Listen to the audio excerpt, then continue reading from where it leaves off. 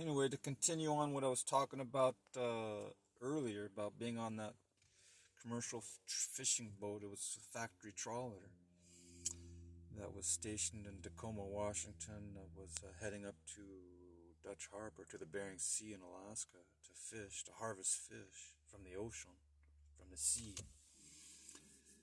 It was a prudent move that I got off of it, because we heard stories after we switched over to the Alaskan Command.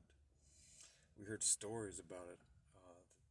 Number one, they didn't do that great as catching fish, even though they had a fish master, which is a person that supposedly knows where all the good fishing grounds are.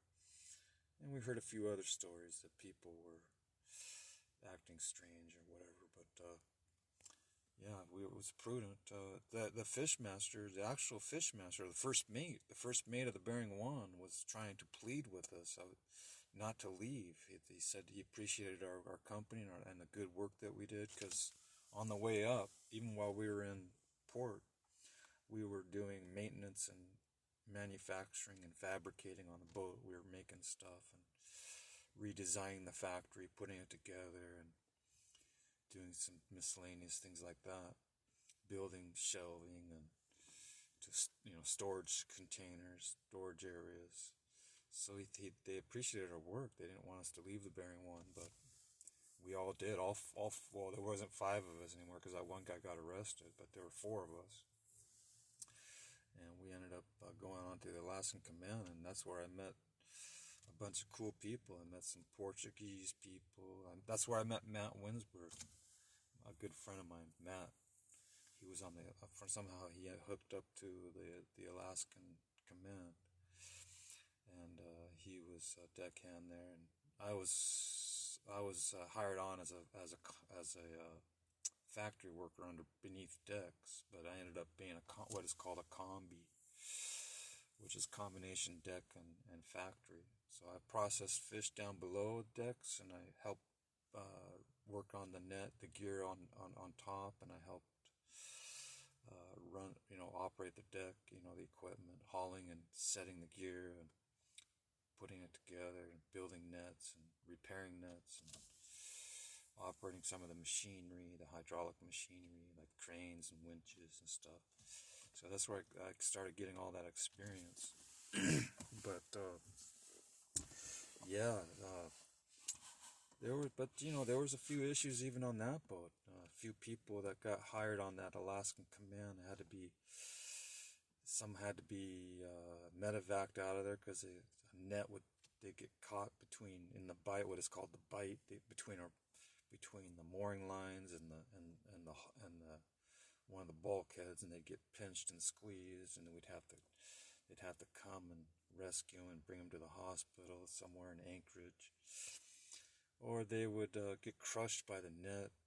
Guys that shouldn't have been out there, they were out there, and they got hurt. And one guy had a problem with his kidneys and was internally bleeding. We had to bring him to one of the Aleutian Islands to have him medevaced out of there.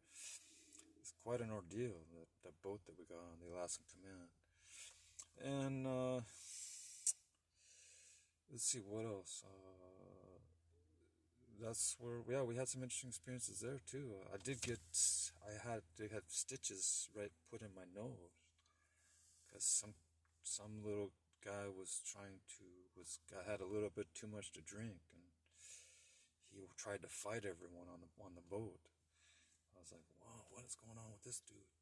I just tried to keep to myself. I was in the galley trying to cook some stew with my Filipino friends. They were making this fish head stew, and I was down the galley, and I was going to try some, and all of a sudden this little guy comes up to me and goes, hey, starts pushing me around and stuff. I was like, wow, for what? So I ended up going up to, for whatever reason, I ended up following up the stairs to the top deck, and we were tied off to the docks, in port, Delta Western, or I believe it was Delta Western fuel docks. And I got off the boat, and I heard behind me, maybe I heard it or I didn't hear it, but later on, I found out they were trying to get my attention. The rest of my crewmates were saying, "Hey, that dude grabbed a fillet knife from the little storage room for the deckhands." I didn't know that he grabbed a fillet knife, but he tried to stab me. When we got out on the docks, he tried to stab me, and I remember trying to find something to defend myself because I saw that he had a knife, big long knife, about 6 inches long, and I ended up slipping on the deck and trying to run, and he was right on top of me with a knife, and I was like moving my head around like this because he was trying to stab it.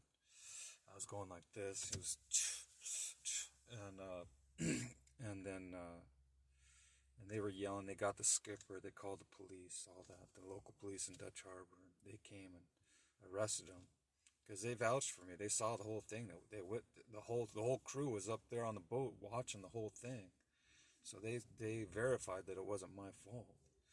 It was just this dude just couldn't handle his liquor or something. I don't know what kind of a background he had, but maybe he was a criminal or something, because sometimes, people have a shady past and background, criminal background. But they arrested him, and they brought me to the hospital because I had a t-shirt up to my nose, and the police came and said, "Hey, move that shirt away. Move that shirt away."